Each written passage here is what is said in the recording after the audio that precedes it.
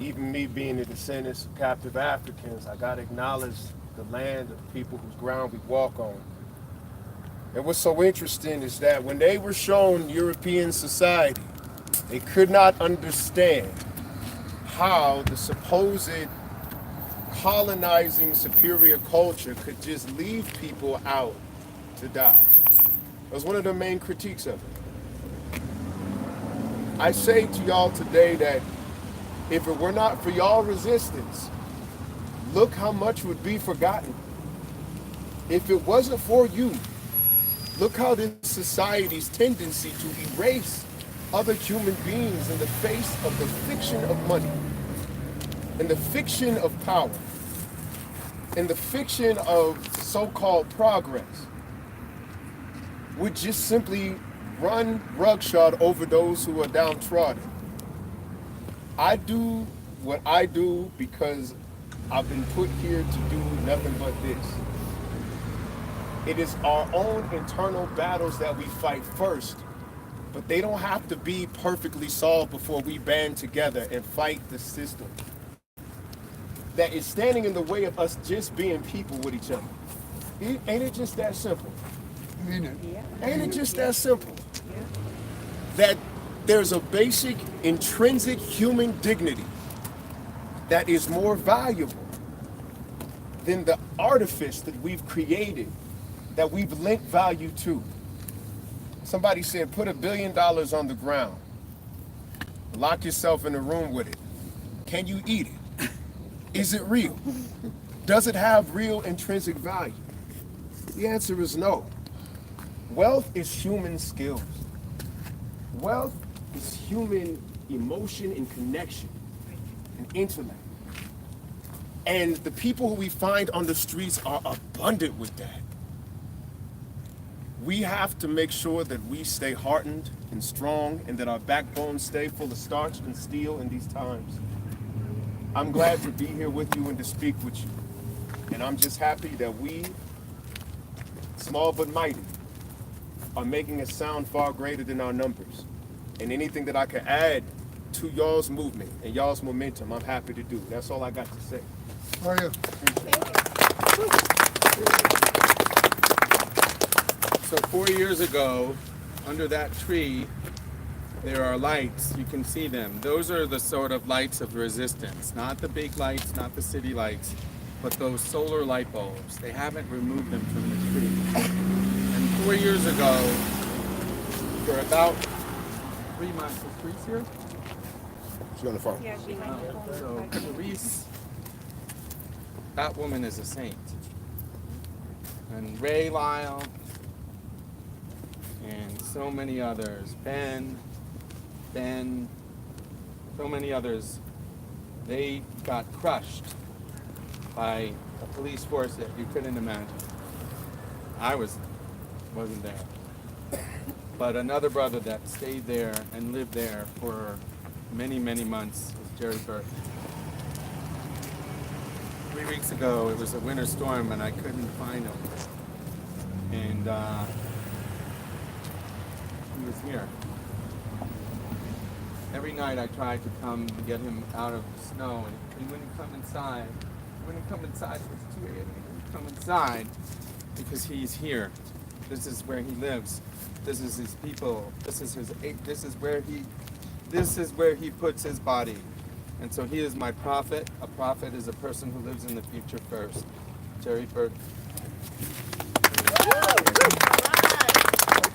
I'm just going to read a little quick speech and tell you a little bit about this. First of all, we would like to thank every one of y'all for coming over this way after a long day at the summit. I really appreciate y'all coming out. Welcome to a city. This is a city that is a new block. This is my block.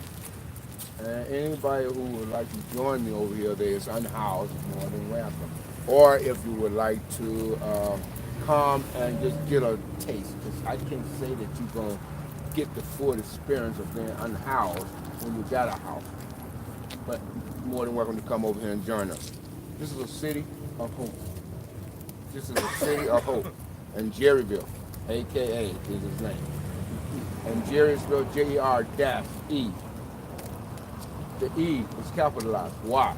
Because we are in a state of emergency. And then you go on and Ville, Ville. This is known as Jerusalem. Jerusalem is a city of hope. Now I'm gonna go ahead and just read this real quick because I'm telling y'all, I know y'all cold, y'all will get back to y'all drinking. I know y'all. But I would like to start out by sharing why this video is important to me. I am angry and frustrated that every December we must read, that I must listen to the name of my brothers and sisters that have died on the streets of Denver. All of it is preventable. A tent, a blanket, sleeping bag can all be used to keep the unhoused warm and dry from the elements. It is a shame in this day and age that we are continuing to enact laws that hinder people's basic rights. In closing, I will emphasize these things. We need to set up tent villages in small increments throughout the city immediately to save lives. Secondly, we need to expedite the urgency of obtaining homes so that we can get unhoused off the streets. And lastly, and but not least, is we need to be building apartment complexes that make rent affordable even for those who make minimum wages. These three things must be done simultaneously. Then and only then can we begin to make a dent in this unhoused crisis. Thank you. And I would like to introduce next up is my chief of staff. I am the mayor of Jerryville. And I would like to introduce reintroduce my chief of staff, PJ D'Amico. I'm just going to say a few things. There's not a single person that is on the ballot that is with us. They all said they'd be with us. Well, she was. No, I got you. I just heard 3 people said, I got a thing to go to. That's what they said, I got a thing to go to. I ain't mad. We need them to be going to things. That's right. But if they're not here, they're not here. And so when one culture dies, there's only a few people that bring in the new one. We are midwifing a new world. And so we don't have to wait for them. They will be here because we're going to make them be here. And so let's make sure that Candy C. DeBaca, Tony Pickford, Brother Jeff, all of those folks, that we give them a reason to be here next time. When one culture dies, the new city is ushered in by just a few people not afraid to be insecure. We have never had a single private property owner in this city provide us with sanctuary. Ever. We have asked 1,000 churches to provide sanctuary. Not one church in 5 years has given us land. I don't know what Christians are, but they are not the people inside those buildings. They're the people who are here on the streets. I'm putting them on the spots, but I want the Frank family to just come up and say thank you. We want to say thank you to the Franks for giving us this space, for lending us protection. I know you don't probably, come on up, brothers and sisters, come on up. Yeah.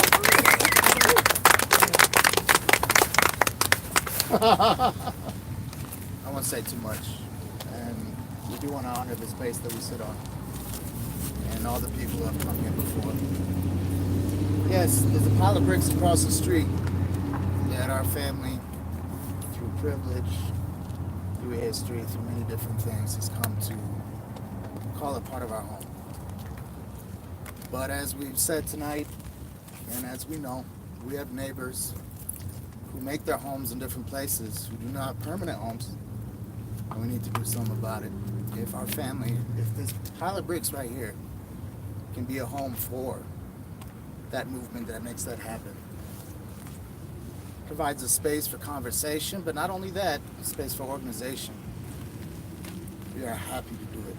And so we're here, we're on the block, we're in the community, we're not going anywhere. That's what I say. And so this is my sister, Megan Frank. They have a theater company, and her husband is setting There's up in Boba. there. Booba. Booba. Buba. Buba knows something about losing his home as well. To a force from the north. He's from the Republic of Georgia. And they've dealt with invaders as well.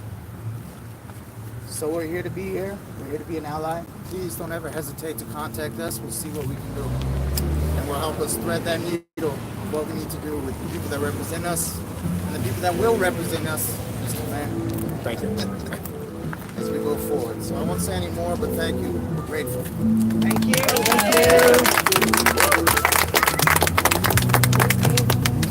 We have made 3 demands to the mayor. The sham of a mayor, Michael. Hi. I'm watching this film. The 3 demands are end the sweeps. And by the way, raise your hand if you've been involved with this new campaign, the Right to Rest bill. Raise your hand. Right to survive. And so I want to ask Therese to come on up and say a little bit. No? Everybody's heard it. Everybody knows. All right, everybody heard it. All right, I got it. We're doing this on the fly. There are some national leaders. Hattie, Andrew, and John, please come on up together. They are folks who flew in from Tucson, Arizona, Seattle, Atlanta, by the way. My mom is here with us. But these are the folks that are driving the movement on a national level. Andrew Constantino and Hattie are the leaders of the tiny home movement, among others, in Seattle. And this brother John, it was funny, you've been, I don't know how many times I've been arrested, 57 times for the work, 57 times. And so they're gonna say a little bit about what they're up to around the United States. Hi, I'm just here visiting Denver again, and I can say that in Seattle, you know, we feel like we're still struggling against some of the powers that be to help house people, keep people safe that don't have anywhere else to go. And we have 9 tiny house villages. You know, we have 450, 500 homeless families living in tiny houses tonight, right? So then I come and visit here, and I'm like, wow, how is this not illegal? This is obviously immoral. You know, why wouldn't you just take action right now? How could your city council or your mayor not clearly see that, you know, keeping people safe and together is the moral decision to make? You know, sweeping people accomplishes nothing. Even though in Seattle we still do those things, but at least there's some other options there. You know, and so I would only hope, you know, not to say here's how you do a tiny house village, here's how you make it run right, but to see, looking at a city like Seattle that is doing it, there's light at the end of the tunnel, you know, and the tiny house villages that I live at myself, Nicholsville, started as an illegal tent encampment that got swept over and over and over, you know, and the name Nicholsville is named after the Seattle mayor at the time, Mayor Greg Nichols, who ruthlessly persecuted and swept homeless people. So we named our villages after him, so that he'll never forget who we are, right? So every time he's in an article about being a charitable do-gooder, it says, Greg Nichols, namesake of Nicholsville, the homeless encampment. You know, so there is light at the end of that tunnel, even though we're far from perfect on the West Coast. That's all. I'm usually really short. I'm usually not a long-winded guy, but PJ here, I think he made some good points in a lot of ways. He poked the bear. My name's Pastor John McClain. I'm the director of Veteran Rescue Mission, a tiny house village for homeless veterans in Tucson. Been a homeless advocate for the past 10 years. Was homeless for 5 of those years. While I was homeless, I actually sued the city of Tucson to address some of these issues that you guys are trying to address here. And in 2015, we kind of resolved that. And in that process, I was so blessed to, you know, had 100 friends. We all lived on the sidewalk. Eventually, we brought tents out there, big old boxes that we call dream pods. And I started making a lot of networks. And luckily for us in Tucson, those networks I was making was with churches. And one of the churches that really, they served Tuesday, Wednesday, Thursday. They did a overnight shelter during the winter. I saw a pastor, I saw a person that I could follow after. So I I got with that pastor. I learned from him. Got his discipleship program. We actually created a men's shelter with tiny houses, the first of its kind in Tucson, in 2014. And I tell you all that, which is really important, and I'm so proud of our efforts to tell you this. There's one day that Pastor Dave sat me down, and that day it changed my life. And I tell people this, not necessarily because I'm trying to convert anybody, because if anybody has ever talked to me, you know I'm not a Christian convert, I'm not an evangelist. It's not my style. I'm a person who loves people. But what he brought me to is Matthew 22. And Matthew 22, verse 34 through 36, something of that nature, that you have the Pharisees and you have like the Jewish leaders. They're trying to, think of a way that they can trip up Jesus. And they go to Jesus and they say, "Hey Jesus, you tell me, of all the commandments, which is the most important commandment?" And you're like I'm thinking of it, and I think like, oh man, the 10 commandments. I would think murdering, that's pretty bad. That's not a good one. Rape, that's probably, maybe, I don't know. But like always, at least as we know it, Jesus always seemed to have the right answer. And what Jesus says to them, he says, there are 2 laws that are above all. And if you follow these laws, it doesn't even matter what commandments the most commandments. Obviously, I'm doing a synopsis of this. This is how Jesus talks. But if you follow these 2 laws, you are abiding by the laws of God. And he said the first law, that above all, and this idea of God, you can put whatever word you want in there, universe, rock, banana, whatever. But he said, love God above all. Love God above all, put him above things, love him with your heart, mind, and soul, with all of your being. So, love this oneness, love this consciousness, love above all. And the second most important law, so just in case that first one didn't clear it up for you and let you know how to be a good person and not how to be a jerk, the second law was love thy neighbor as thyself. Amen. Love thy neighbor as thyself. So that is how, and in every root of my body, why I'm here right now, because I am following those 2 laws. So those of you who are Buddhist, Muslim, Christian, blah, blah, blah, whatever you are, follow those 2 laws with me. We'll be all right. All right, I love you all. God bless. I got a new preacher! I missed someone. There are so many people who came in that I didn't keep up. And so I haven't met Steve Diaz. It's, by the way, my run of show is on my arm now. And so, brother Steve Diaz, LA has, how many hundreds of thousands of people are homeless in LA? 54,000 in the county and 31,000 in the city. Come on up, brother. I wasn't expecting this. I'm definitely not used to the snow, so I'm just trying to stay away from it. I think folks are in the cold already, so I don't want to keep folks out longer. Definitely, all I would say is the struggle continues, whether it be in Denver, whether it be in Portland, whether it be in Los Angeles. You guys are going to have a strong fight ahead of you with the Right to Survive Act. And all I can say is definitely remember that every door counts, every tent's going to count, every person you talk to, walk by, sing to, crawl next to is going to count. So always think about that in terms of the struggle moving ahead. So because this struggle, the only way we're going to move the struggle forward is if we continue to bring and unite folks across and sort of tear down those walls and tear down those bridges. Well, it's easier to say than to be done at times. It's also really important to remember that the faith that we have to sort of envision and picture a new world is what keeps us moving. And that is what should keep us moving forward. Thank you for inviting me. Thank you for allowing me to give some of words. I don't want to keep folks out in the cold no more. So, more power to the people. Yay! All right, I wanted to just give a couple of thanks. Andrea, where are you?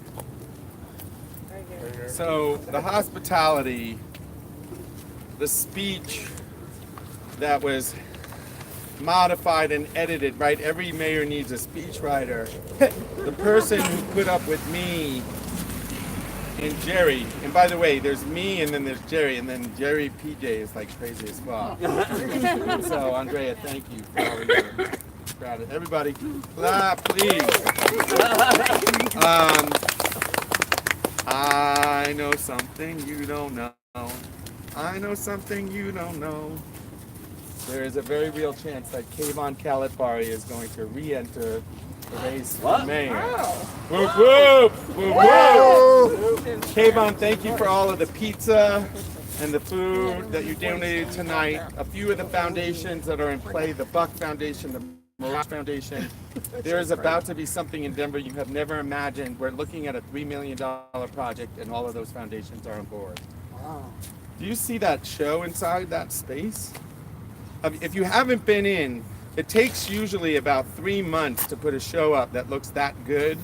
And so I needed to sort of thank the curator, Simon Zulkin, but more importantly, I want to thank Colby Deal, brother in the back, right there, Colby.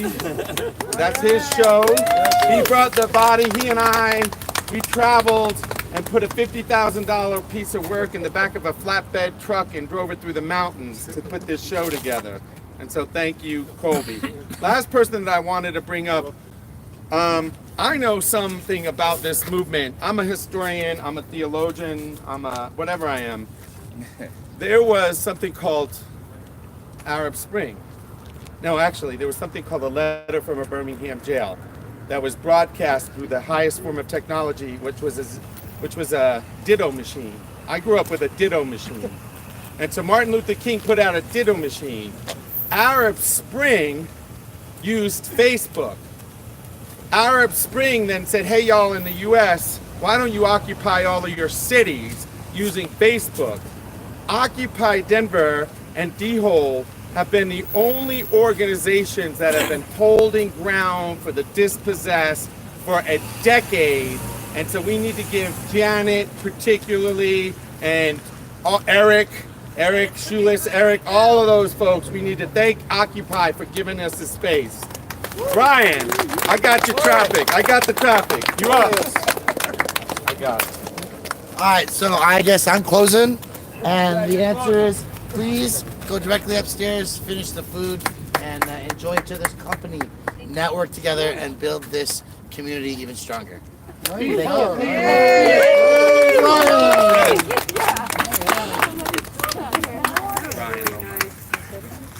Oh.